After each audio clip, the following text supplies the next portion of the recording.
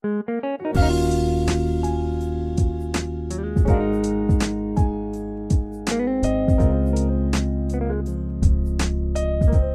guys! Welcome back to my YouTube channel. So for today's video is mag-unbox tayo ng Miniso Mini Microphone. So kung alam niyo yun guys, kasi nagtitrending siya ngayon kasi sobrang ganda nga ng quality and mga reviews niya. So ngayon gusto ko din i-share sa inyo guys yung review ko dito sa product na to, kung talaga bang worth it siya bilhin sa price niya and kung talagang sulit ba yung magiging purchase niyo dito. So kung gusto niyo mapanood yung unboxing and review video ko, please keep on watching.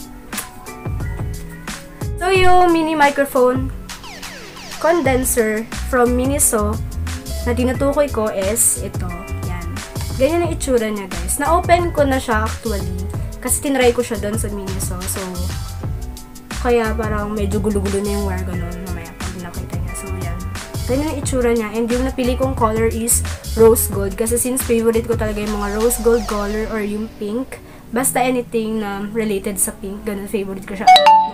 Pero yun nga. So, basahin lang natin yung mga nakasulat sa likod. So, product name is microphone, color, rose gold. So, ang pagkakaalam ko, may iba't ibang kulay pa siya. So, ang nakita ko dun sa Miniso branch na yun is rose gold, black, gold, and silver. So, ito din pinili ko kasi since favorite ko nga siya. Pero, hindi ko alam kung may ibang color pa sa ibang branch. Pero, yun. So, next is, specification niya is 65 by 18mm and 1380mm.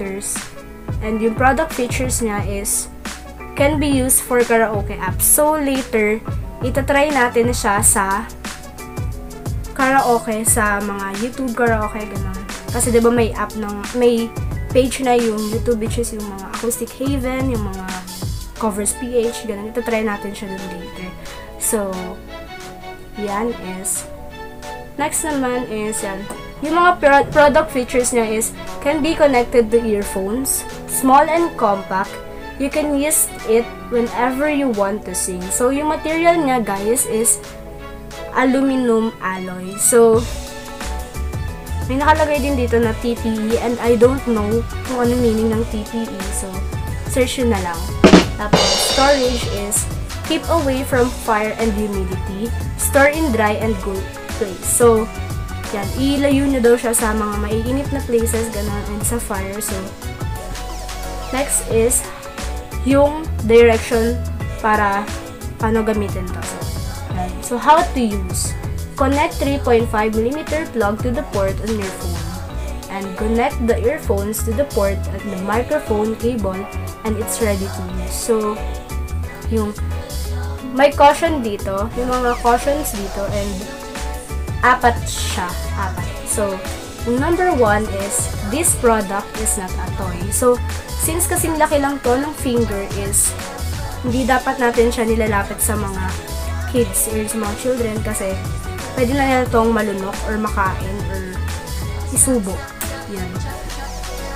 Tapos, is, children should use it under adult supervision. Kailangan, nakikita nyo, kung kunyari gusto talaga ng anak nyo na hiramin, ganun, or gamitin, kailangan binabantayan natin sila kasi nga may possibilities nga na malunok or kainin nila yung mga ganito, isubo-subo kasi nasa oral stage pa lang sila, ganun. Kaya, yan. Next is, do not use this product at extreme temperature below 0 degrees Celsius or above 45 degrees Celsius. Thus, for the safety, do not use this product when driving a car or walking. For your own safety, do not place this product near face maker and the distance should be greater than 10 cm. So, yan. So, ganito yung itsura niya. Nakalagay lang dito is microphone and small compact. And yung wire niya daw is 3.5mm yung haba. So, i-open na natin siya. Yan, medyo balubaluktot na yung wires niya. Ganun. So, ayun guys, so, sobrang maliit lang siya. Kasing laki lang siya ng pinky finger natin.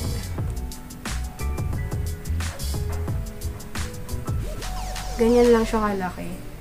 Let's open na natin siya. Yan, medyo gulo-gulo na nga yung wire kasi pinatry ko siya sa Miniso kahapon. So, yan, ganito yung itsura niya. Ito yung mismong mic. Ito yung mismong cord. So, tignan muna natin kung ano yung mga kasama sa box. So, ito yung box niya. Yan. Focus. Yan. Ito yung box niya. So, yung laman lang ng box is ganito. Yung stand ng mic. Ganito yung stand ng mic, guys.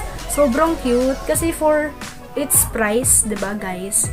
Sobrang mura na. Tapos may ganito ka pa. May stand. And by the way, guys, andito yung puff cover niya. Kung alam niyo yun. Yan. Puff cover siya, guys. Ganyan yung itsura niya. And ito yung pang filter ng mga boses mamaya later. So, tapos, pwede nyo siyang iganto. And pwede nyo siyang i-clip sa damit nyo. Yan. Ganyan. Pwede nyo siyang i-clip ng ganyan. Sobrang ganda. O, diba? Ang dami. Sobrang useful nito, guys. So, next naman, is yung last naman na laman na itong box is yung manual. So, mamaya, tignan natin itong manual kung paano siya gamitin. So ngayon naman, guys, is pakita ko na sa inyo yung mismong product. So, ito nga siya, no? So, tanggalin na natin to.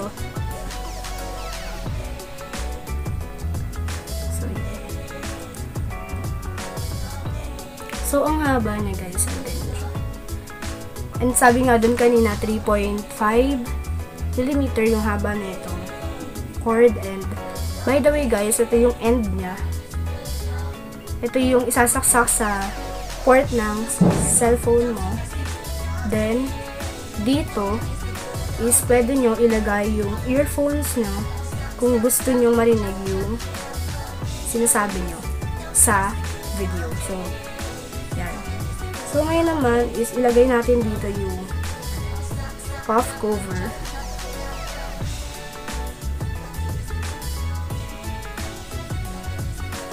Sobrang cute niya, guys. Para talaga siyang mini version ng BM800 microphone condenser, no?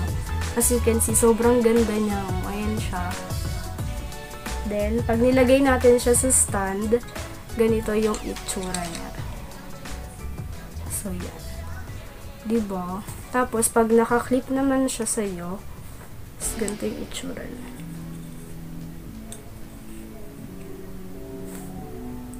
Babala natin ang anti yung yan. Ganyan yung itsura niya, guys, pag naka-clip siya sa'yo. Yan. Diba?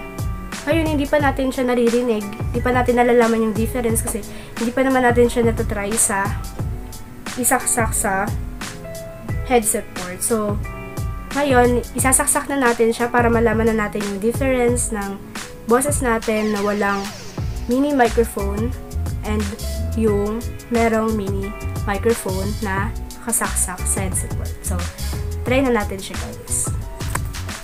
Hi guys! So, ito na yung my mini microphone condenser from Miniso na sound quality. Sobrang ganda, guys! As in! I'm super impressed dito sa product na to. Kasi kahit sobrang liit niya lang, oh, ganyan lang to. Kahit sobrang liit niya lang, guys, as in, magagamit mo talaga siya. And, ngayon naman is, itatry natin siya sa WeSing na app, kung alam nyo yon, guys. Yan, itatry natin siya sa WeSing na app. So, wait lang. Search lang ako ng song and I'll be right back. So, ngayon, yung kakantahin ko is yung Tagu-taguan by Moira Dela Torre. So, yan. Click lang natin yung solo dyan. Yan.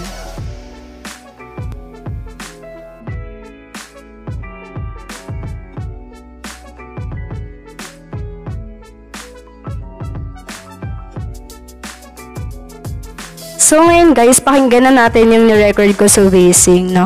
So, 1 minute and 35 seconds lang yung inano ko, ni-record ko kasi medyo makati yung lalamunan ko, ganun. Since kakagaling ko lang sa ubuan sipon, kaya medyo pangit siya, no? Pero pakinggan na natin siya.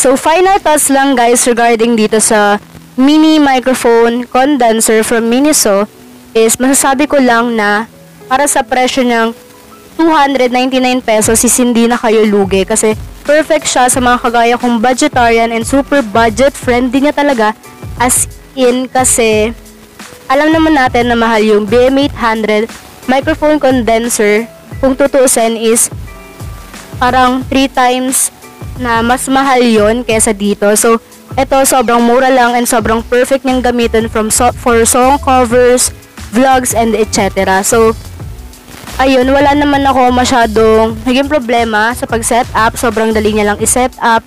Like what I've said, sinunod ko lang kanina yung instructions, and pagdating naman dun sa mga products featured niya is, and sa mga claims niya sa likod ng box, which is dito is totoo naman talaga na small and compact siya and very handy lang talaga siyang dalhin. Kahit saan mo gustong pumunta, kahit saan mo gustong mag-vlog, pwede mo siyang dalhin, guys. Sobrang natutuwa lang talaga ako, guys, na ganito yung kinalabasan, and super excited pa akong gamitin to for my next video. And kung meron kayong mga song recommendations, video recommendations, feel free to comment down below, guys, and gagawin ko yan lahat para sa inyo. And kung nagustuhan nyo tong video na to, please subscribe to my YouTube channel and i-click nyo lang yung notification bell para ma-notify kayo whenever na mag-upload ako ng bagong video. So, thanks for watching, guys! Bye!